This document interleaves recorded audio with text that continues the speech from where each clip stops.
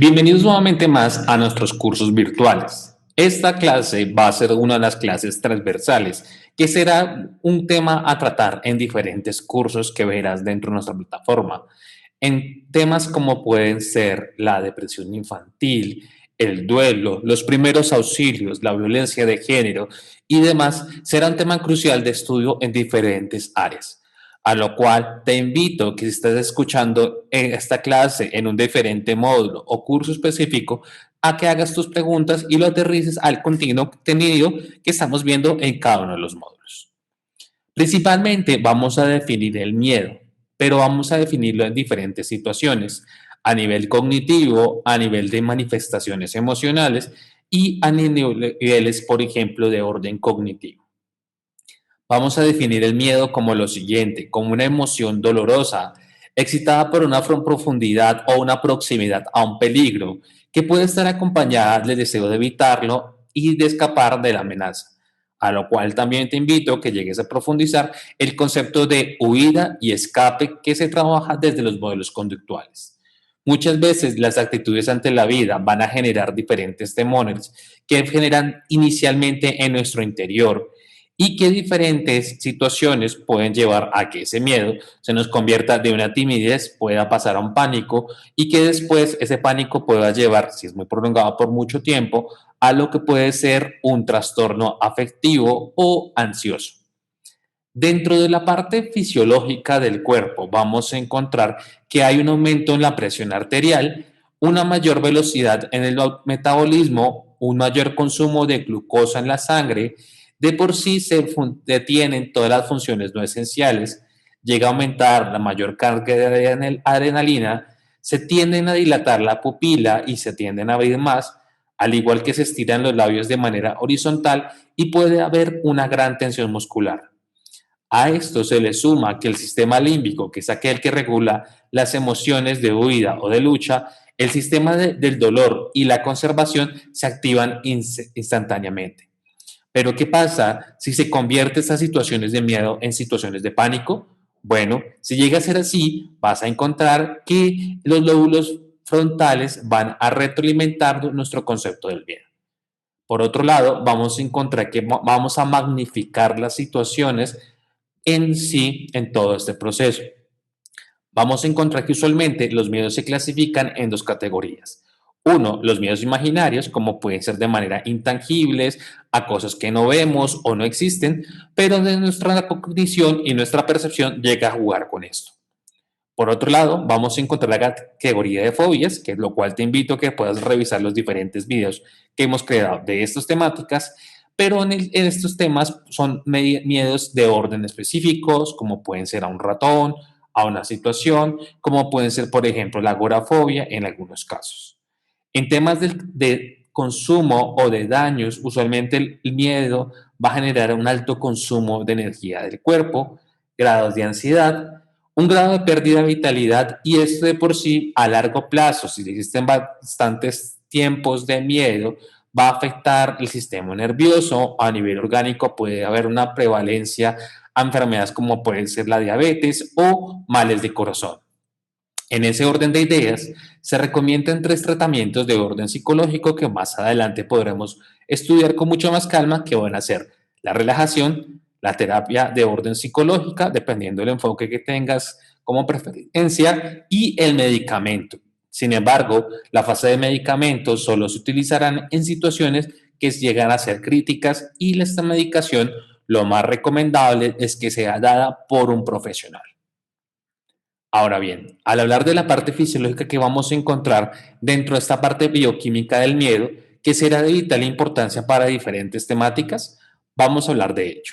Entonces, por un lado, ¿qué mecanismos o qué regiones se encuentran involucradas en esta etapa? Vamos a encontrar al tálamo, al hipocampo, a cortezas prefrontales, al hipotálamo, a las amígdalas, a la sustancia gris preaquietal como principales involucradas. ¿Cuál es el proceso? Bueno, la amígdala va a enviar señales a otras regiones del cerebro, dando inicio a las respuestas que conocemos como miedo, y esto a su vez va a activar lo que son las sustancias SPAC, y en una región del mesencéfalo desencadena sobresaltos de congelación ante respuestas de miedo. Ya al hablarlo de manera mucho más detallada sobre la bioquímica del miedo, vamos a encontrar que hay activación de glutamato, serotonina y GABA. Al hipotálamo desencadena la respuesta de lucha o huida y a indicar a las glándulas suprarrenales que liberen de por sí adrenalina y noradrenalina en la sangre, que desencadena a su vez lo que es cortisol. Recordemos que el cortisol es una de las hormonas relacionadas con el estrés. Hay que agregar que la adrenalina y el cortisol son hormonas que aumentan la presión arterial, aumentan la frecuencia cardíaca, la respiración, consumo de azúcar.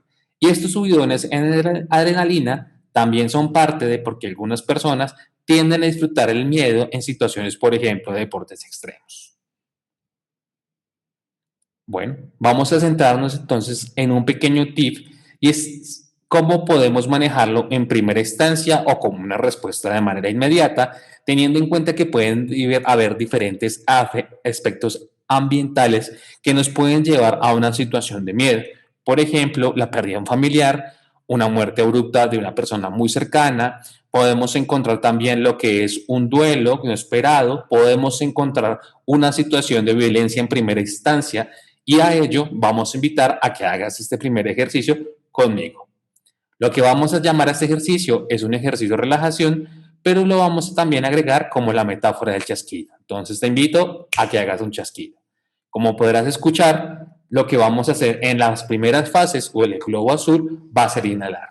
Inhalamos por 3 segundos, mantenemos y exhalamos por 4. Vas a encontrar muchas veces en la teoría que hay estos modelos que pueden cambiar un poco más, que más adelante vas a encontrar que se conocen como los modelos 4777, que también se plantean para lo que es, por ejemplo, ejercicios para dormir, que más adelante desarrollaremos en diferentes temáticas. En primera instancia vamos a hacer el ejercicio completo. Entonces, en primera fase, inhalamos, hacemos que nuestro paciente o nuestra persona de intervención aguante, luego que exhale, y luego se le dice a la persona que no respire. Como te podrás dar cuenta, el ejercicio del chasquido consta de manera completa en 4 fases. Recuerda, esto también va a ser una fase muy importante cuando, por ejemplo, estemos trabajando en intervención en crisis. Muchas veces nuestros pacientes están en crisis, están en llanto, y lo primero que tenemos que hacer es que bajar esa respuesta fisiológica, y al bajar esa respuesta fisiológica, pues vamos a hacerlo de manera, por ejemplo, manejando la respiración, que es algo que puede estar en posibilidad del paciente dependiendo de la situación. Bueno, continuando con qué genera miedos, vamos a hablar y a profundizar un poco más los tipos de miedos. Usualmente también se clasifican, por ejemplo, nuestra fuente de revisión, que fue Jericho, lo clasifica en 4 categorías. El miedo a la no supervivencia, al rechazo, al fracaso y a la pérdida de poder. Y como último, al cambio. En no supervivencia, por ejemplo, a llegar a perder un trabajo, a no llegar a fin de mes, al ser distinto, al miedo, al relacionarse con las personas frente al rechazo. En el fracaso, al error, al asumir riesgos, a tomar decisiones, a no ser reconocido por el trabajo. En pérdida de poder puede ser perder un puesto de influencia al no ser reconocido socialmente. Y dentro del cambio puede ser un cambio en la función o un cambio de localización. También te comparto esta imagen que nos muestra la activación térmica o de actividades corporales del cuerpo frente a la temperatura, y podemos observar, como hemos hablado anteriormente, que en la parte fisiológica, el parte o la parte del tronco y el cerebro es donde vamos a encontrar mayor activación, y se va a excluir algunas partes del cuerpo, es decir, va a bajar la temperatura, que es una de las sensaciones comunes en el miedo. El modelo tridimensional de Plutchik, que es un modelo muy nuevo y que se está empezando a utilizar dentro de la literatura, encontramos lo siguiente. Primero, el modelo de Plutchik nos plantea que también van a haber emociones que van a generar alta intensidad y otras que van a generar menor intensidad. Para nuestro caso, vamos a utilizar el color morado para hablar del miedo. Sin embargo, como te podrás dar cuenta, el miedo pertenece a una de las emociones y puede cambiar diferentes situaciones, o en algunos casos puede venir combinada. Entonces podemos encontrar, por ejemplo, como en algunas situaciones el terror, que puede ser de alta intensidad, puede estar combinado con una aversión, una aflicción o un asombro, generar aspectos de tristeza o melancolía. Bien, también hay que agregar que es muy importante tener en cuenta si, por ejemplo, llegamos a trabajar con niños, que en los niños, dentro de su desarrollo cognitivo, las primeras fases de vida, los miedos tienden a cambiar y también esto se ha encontrado ya en diferentes estudios con adultos. Diferente de los miedos que puedo tener, por ejemplo, en tercera edad, que puede ser uno de los miedos más comunes, es el miedo de la muerte o la aceptación de la muerte. Es un proceso psicológico que muchas veces los adultos de tercera edad tienen que llevar a cabo. En temas de etapas de miedos, vamos a encontrar que de 7 a un año, los miedos más frecuentes de los niños son la angustia de separación, el abandono, los ruidos fuertes.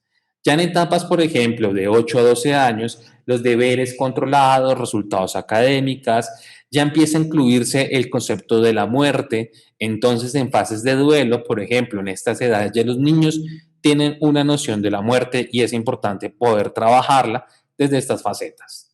Los miedos específicos, por ejemplo, como los insectos, los médicos, los miedos generados por la actualidad, por ejemplo, en Colombia, en la fecha actual que grabamos estos videos, todo el tema de las protestas, que el padre se tenga que alejar, las pandemias, como es algo que estamos viviendo a nivel internacional, las ideas corporales, la separación, los monstruos y criaturas extranaturales, sobrenaturales, perdón, y el estar solo también pueden generar miedos a nuestros niños y en algunos casos adolescentes.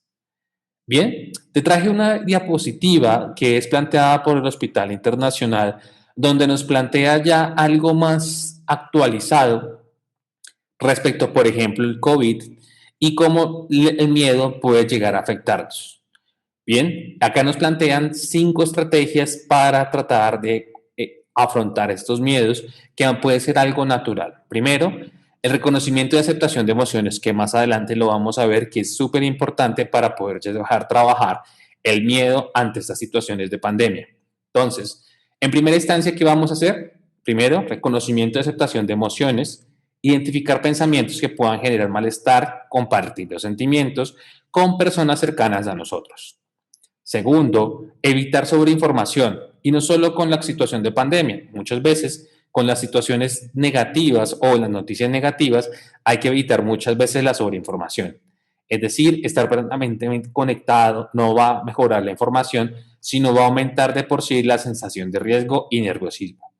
Tercero, utiliza fuentes confiables, fiables y oficiales para buscar la información, datos fiables, médicos y oficiales, o también que sean oficiales y veraces en todo este proceso, es de vital importancia. Recuerda, en la actualidad y en nuestra globalización y en la divulgación de la información, muchas veces las fake news pueden afectarnos, o también conocidas como las noticias falsas. Cuarto, el mantener el contacto social. Y en ese orden de ideas va a ser realizar llamadas, videollamadas, hablar por WhatsApp con amigos y familiares. Recuerda, la cuarentena enfatizaba muchas veces era un aislamiento, pero no de orden social. Y quinto, cultivar aficiones que puedan tener o hobbies que puede tener nuestra persona. Hacer aquello que nos gusta y para lo que nunca tenemos tenido tiempo, es momento de aprovecharlo. Bien, en esta faceta te dejaré 5 tips para el aislamiento, darle un sentido al confinamiento, por ejemplo, como una conducta responsable. 2, mantener una rutina, es decir, por ejemplo, trabajo, tareas domésticas, todo lo que sean ejercicios que puedan tener. Tercero, lo que son hábitos saludables respecto a dieta, higiene, ejercicio, horas de sueño y demás. Como cuarto, priorizar el sentimiento colectivo ante una situación y de orden sociedad, rehabilitando intereses individuales. Recuerda, si tienes alguna duda, pregunta frente a esta temática que genera muchas situaciones o muchas emociones de orden psicológico ante el miedo, no olvides preguntarlas desde nuestro foro o nuestra caja de comentarios. Ahora bien, una pregunta que nos podemos hacer en este momento es, ¿y el miedo es malo? Bueno, hay que agregar lo siguiente, el miedo, al igual que la ansiedad, también muchas veces nos va a poder ayudar a hacer un mecanismo de adaptación y supervivencia en diferentes situaciones. El miedo nos ayuda a distinguir, por ejemplo, dónde colocar los límites y hasta dónde podemos llegar. Un ejemplo puede ser el acercamiento a un perro. El miedo también incrementará en situaciones que lo estemos viviendo de manera abrupta, las experiencias traumáticas. Entonces también hay que tener en cuenta cuando nuestro cuerpo vive el miedo, en qué situaciones lo vamos a tener en cuenta. Y no podemos olvidar que la situación del miedo son reacciones fisiológicas y que son comunes. Que sean por tiempos cortos no hay tanto problema, lo que más importante tener en cuenta también es su intensidad y cómo nos puede llegar a afectar. Hay que tener en cuenta varias cosas cuando ya estamos viviendo el miedo. Muchas veces, personas que son preparadas, instruidas en diferentes áreas, como puede ser en el área de la salud, que lo estamos viviendo en nuestra pandemia, o, por ejemplo, como pueden ser áreas como de vigilancia o de trabajos físicos, o temas como seguridad, como puede ser la policía, el ejército, diferentes áreas, también pueden derrumbarse durante situaciones del miedo. Por ende, uno de los mayores consejos que se recomiendan durante cuando estemos viviendo el miedo es no estar solos. Durante el miedo también podemos encontrar que se distorsionan las cogniciones. Durante esta fase, muchas de las distorsiones cognitivas van a presentarse. A continuación, te hablaré de 10 distorsiones cognitivas que son muy frecuentes en las personas y que durante la etapa del miedo pueden hacerse más frecuentes unas que otras dependiendo de las situaciones. En primera instancia, vamos a encontrar la personalización. Y esto hace referencia, por ejemplo, que por mi culpa ella o él es infeliz. Muchas veces puede pasar esto en las situaciones de pareja.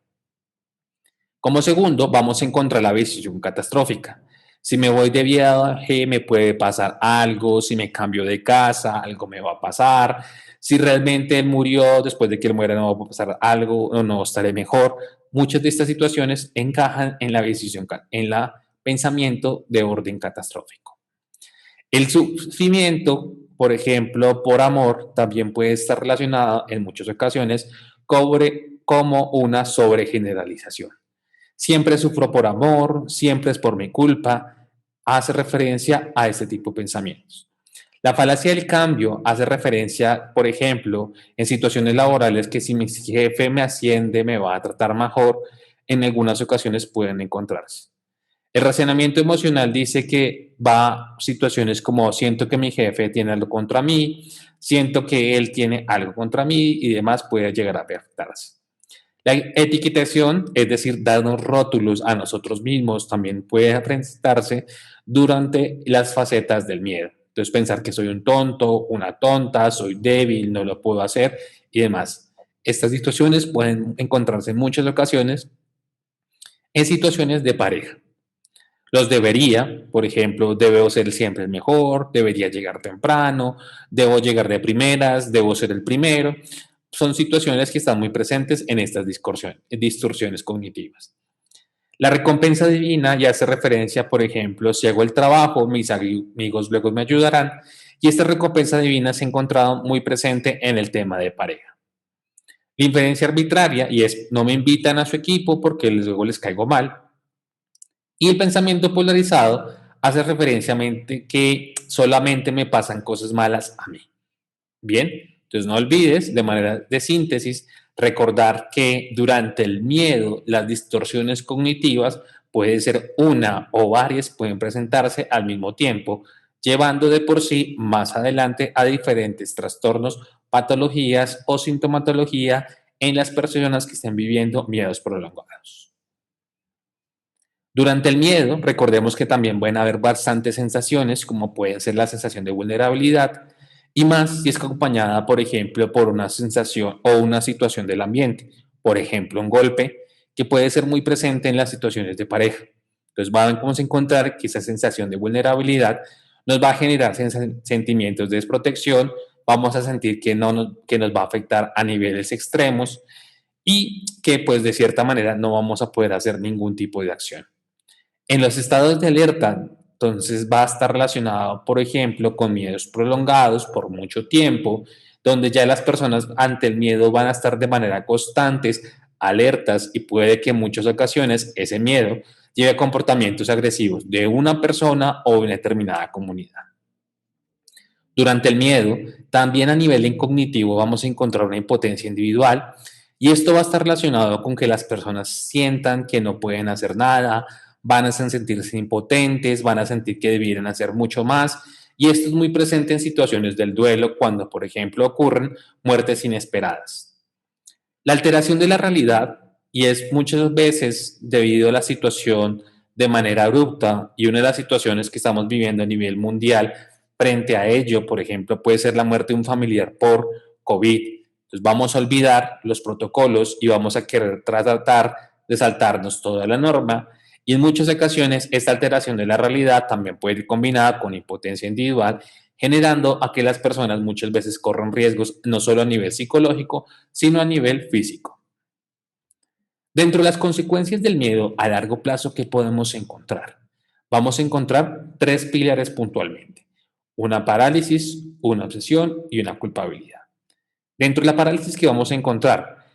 Muchas veces la parálisis va a hacer que nosotros no tomemos acciones. Un ejemplo, ante una situación de miedo de salir de la calle, lo que yo voy a hacer es quedarme en la casa para evitar problemas. Ante una situación, por ejemplo, de violencia intrafamiliar, puede que ante el miedo a mi pareja agresora, lo que yo vaya a hacer es quedarme paralizada ante una situación violenta. Esto que te acabo de mencionar muchas veces se ha encontrado en los testimonios de personas que han sido abusadas sexualmente, donde el miedo los llevó a una parálisis y no pudieron tomar ningún tipo de reacción. De otra manera, muchas veces la parálisis va a dejar que nos aislemos de una comunidad, nos aislemos de grupo y de cierta manera, pues no hagamos un comportamiento esperado. Ya de manera la obsesión va a estar, aunque va a estar presente en los aspectos conductuales, muchas veces se va a encontrar en ámbitos cognitivos. Y en ese orden de ideas vamos a encontrar lo siguiente: pensar de formas obsesivas, que la gente nos persigue, desconfiar de nuestros propios compañeros en muchas situaciones que pueden ser por cosas muy pequeñas. Y en ese orden de ideas, esta cognición pues, nos va a llevar a un comportamiento. La culpabilidad, por ejemplo, sentirnos culpables o cobardes por sentir miedo, es sentir culpabilidad por no haber hecho un determinado comportamiento, también puede presentarse dentro de las consecuencias del miedo de manera prolongada o que no tengamos un buen abordaje al mismo. Pero entonces nos nace una gran pregunta en este momento de la clase y es: ¿podemos afrontar el miedo? Y la respuesta es sí, podemos afrontar el miedo. Y a continuación te voy a compartir diferentes situaciones donde podemos manejar algunos pasos y estos pasos nos pueden llevar a que tengamos una mejor postura ante el miedo. Recuerda, el miedo es normal, es natural, va a cambiar dependiendo de la edad, de tu situación y de tus aspectos ambientales. Teniendo en cuenta lo anterior, hay que agregar lo siguiente. Lo primero ante una situación de miedo que debemos tener en cuenta: tener posiciones activas. Es decir, quedarnos en una misma situación, quedarnos en una misma posición, muchas veces no nos van a ayudar para tomar una mejor postura ante el miedo. Lo segundo va a ser afrontar las consecuencias, es decir, intentar mantener el control en situaciones y evitar los impulsos.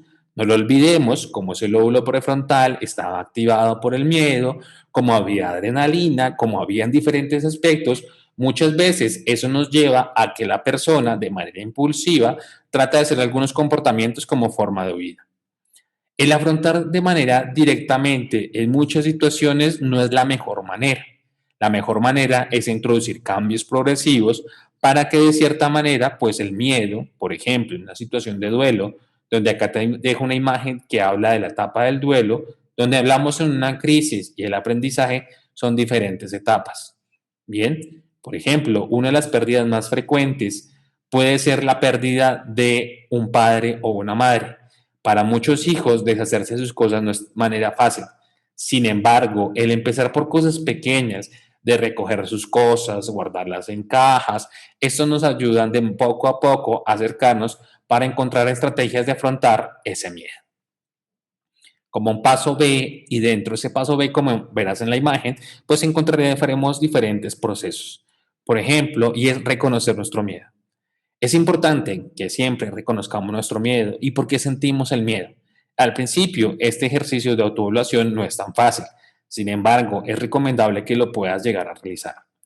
Analizar los riesgos de manera real también va a ser muy importante, y socializarlos con un determinado grupo también va a ayudarnos de cierta manera a distorsionar ese miedo, cambiar la imagen y en algunas cosas o situaciones hasta reducir su impacto. Bien, en este paso C vamos a centrarlo en tres aspectos. Primero, nos vamos a tratar de ocultar las emociones. No hay que tener en cuenta que los miedos son mal vistos, sino tener en cuenta que los podemos compartir. Segundo, hay que tener en cuenta que no lo vamos a ocultar, no lo vamos a negar. Es decir, si por ejemplo estoy en una situación donde me golpearon, en una situación donde de cierta manera estaba en la manifestación y de cierta forma me maltrataron, puedo yo expresar días más adelante que tuve miedo y que ese miedo me paralizó para hacer determinadas acciones. Bien, el pensar que no existe ese miedo tampoco va a ayudar a mejorarlo. Por lo tanto, y muchas veces esto pasa en situaciones de duelo, que lo podrás encontrar, por ejemplo, como duelos retrasados o duelos prolongados, donde la gente de cierta manera hace comportamientos para evitar, pues acá se recomienda que no se haga ello, sino como hemos hablado anteriormente en el paso B y en el paso A, situaciones de afrontarlo va a ser de vital importancia para todo este proceso. Bien, recordemos que las experiencias de miedo generan muchos sentimientos y emociones y podemos empezar a cambiar ese aspecto negativo referente al miedo y socializarlo con las diferentes personas a nuestro alrededor, con las personas cercanas, para evitar los prejuicios. Todas las personas, recordemos, sufrimos de miedo sin importar la edad que nos encontremos y lo más importante a este miedo es que la empatía y el apoyo grupal o el apoyo mutuo va a ser una de las estrategias más efectivas para afrontar el miedo. Bien, entonces no lo olvides, el apoyo mutuo o el apoyo grupal va a ser una forma que podemos presentarnos fuerzas, control, una forma de cierta manera de compartir las experiencias y aprender de las experiencias de otros para solucionar los problemas. No olvides que hemos llegado al final de esta clase. Te agradezco el tiempo que te hayas tomado de escucharla. No olvides hacer todas tus preguntas en el foro de la semana y al igual en la caja de comentarios por si tienes alguna pregunta, duda, inquietud o experiencia frente al miedo. Estas experiencias son de vital para que también podamos afrontarlos de mejor manera. Nos veremos en una próxima ocasión. Hasta pronto.